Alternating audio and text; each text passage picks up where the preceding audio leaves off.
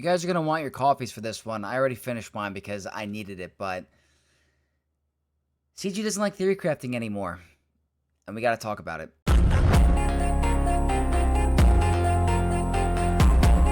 What's up, Knights of X? We are here with you to give you some pretty disappointing news. I kind of had a feeling about it, and I kind of feel responsible as well, so I do apologize about that, but CG has flat out admitted they don't want theory crafting anymore. A couple days ago, I came out with a video about a pretty fun little cheese encounter with Sanasaros and Rex on a CLS-led team with Han Solo and Captain Rex. Wasn't a perfect turn meter loop, but it was a pretty good turn meter loop. But it wasn't unstoppable, it wasn't unbeatable on defense, it was actually very easy to beat, and it did some pretty fun stuff on offense for a temporarily boosted power. If you guys don't know what I'm talking about, it's the Captain Rex level 15. If you want to check out my video, it's not going to matter for much longer, it's getting nerfed anyway. There was an interaction where with Sana and Rex, a crazy turn meter train would happen, and you could practically full auto, full battles, and get really high banners against certain GLs. Really cool interaction, was discovered a little bit halfway through the set, and we're practically almost over with it anyway, so it just feels really weird, because we've had crazy Datacrons in the past that were just as strong or crazy turn meter loopy that weren't touched, so a little interesting to say the least. So what we're going to do is I want to get to the post so you guys are aware of what we're talking about here. So we're going to go right over to their post. So they've come out and practically have admitted that there's a focus Datacron with a turn meter loop. And they said the team has investigated and will be making a fix to the Rex focus Datacron to stop a turn meter loop. This fix will go into a near future update. So they didn't say infinite turn meter loop. They just said to stop a turn meter loop. So here's the problem. We're halfway through the set, more than halfway. We have one more season with it, 3v3, which you probably can't even do the counter anyway in 3v3. At least I don't think you can. Maybe you can. I haven't tested 3v3. But it doesn't matter anymore. And it was like not even a guaranteed win. It's like the theory crafting was there. It's fun. And it's temporary power. It's not permanent. Let it stay. It's not that bad. I mean, if you look at the comments on this, people are not happy. So I'm not going to read every single one, but a majority of the community are not happy with this change. It's really annoying. This was very helpful for my guild in TW.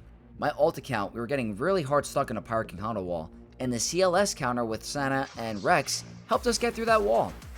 So it was a nice change of pace. And to make things even better, when you go over to swoka.gg, if you take a look at the win rates, it's not good. Look at that. 415 battles, 48% win rate. It's not even a guaranteed win against Pirate King Hondo. If I looked at some of the other matchups, against Jabba, it's 100%, I'm pretty sure, because Jabba is an absolute cakewalk. But what don't they like about it? Is it that it's beating the brand new GL on full auto? I can promise you it's not a full turn meter loop. There's RNG with it, and we've discovered that there are certain Datacrons that kind of shut this down. If you ran Hondo with the support cron, you can never get through the protection up. That's bugged to begin with, but the point is that there were ways to stop it. There was RNG on whether the days landed on certain characters like OG Hondo, SM33, Brutus, because they would gain passive turn meter. So it wasn't like a, full auto, there's no chance of the enemy team of coming back. They did. They resisted days. You couldn't kill Silva because you brought in the wrong comp. There were variables. Wasn't a guaranteed win. And for them to do this with a 48% win rate counter is just very, very annoying. I thought it was a really good craft with an interaction that they made, by the way. They clearly don't test their Datacrons. It's made fairly obvious that that's not something that they do. And it kind of sucks. So the whole point of what I'm trying to make here is that does Capital Games want to eliminate theory crafting? I really hope it's not the case, because theory crafting is what makes this game fun. And without theory crafting and plug-and-play viability and stuff like that, it just becomes boring when CG release characters that are set to certain teams with no versatility at all. And I don't really want that as a game. And this is not to be a negative kind of video. It's more of just informing you how I feel. Not normally a negative person. I love this game. You know, it's been a couple of steps that I don't agree with recently, and I have to express how I feel. I feel like the game is taking more backward steps than forward with certain changes, especially with the new Datacron cadence that they're going out with you have to complete a whole Datacron in one conquest instead of 2. This makes it way more grindy and stressful for that particular conquest, so not a big fan of the couple of changes that they made, but this video isn't really regarding that. It's regarding why are they nerfing a Datacron that has been existing for a long time. It's not unbeatable. It's not that good on defense. It's good on offense. Temporary boost. Why? I mean, we invested a lot of time, energy, crystals, money.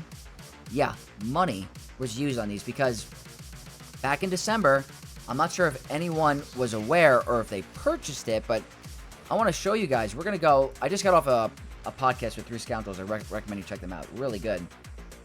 If you go here into the store, I'm going to zoom in if I can. Look at this. Focus Datacron pack.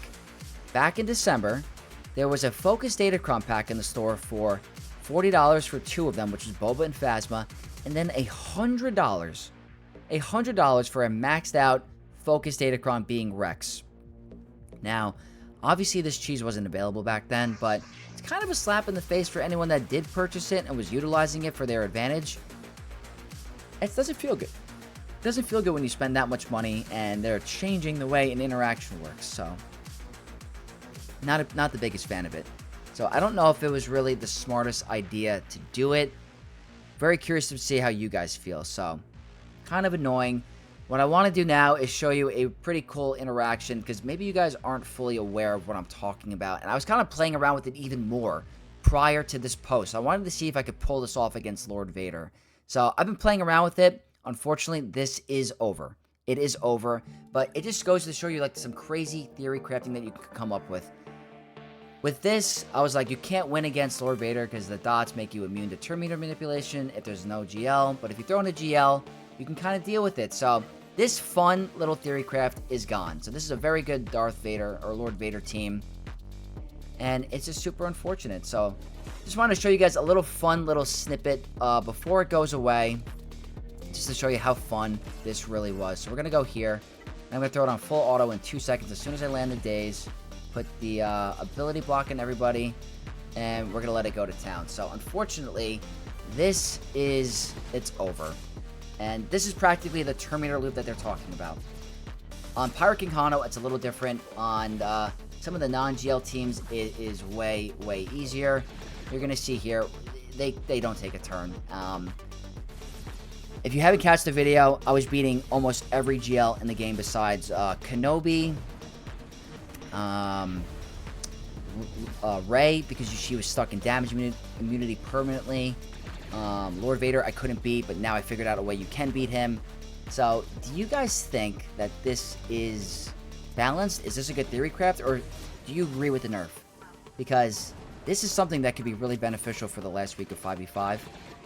Did not think Lord Vader was going to be able to die to this team, but it's the same concept as like the Imperial Trooper cheese with Sith Eternal, but it's this, you're bringing in a GL and it shuts it down, so they literally can't take a turn.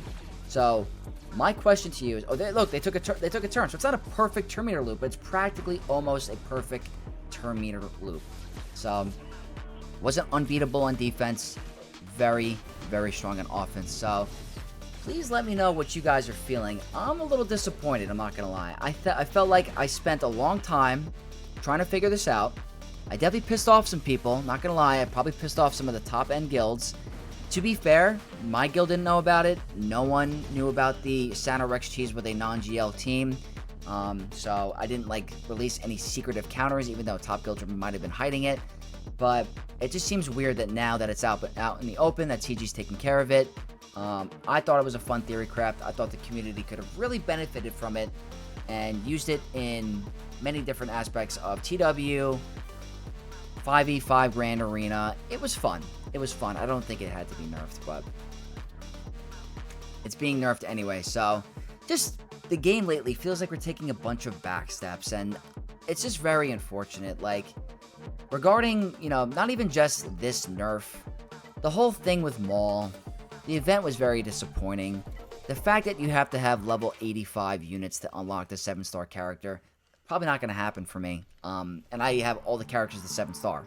So I'm actively working on that because I like to test for you guys to see if the character is worth it at maxed out level. And I just don't think I can justify getting these characters to level 85. If you go over here to my era units, it's just, I'm at 74. I don't know if I could do it. And in order to get from 80 to 85, I'm pretty sure you have to spend this right here, which is going to be 20 freaking bucks per character.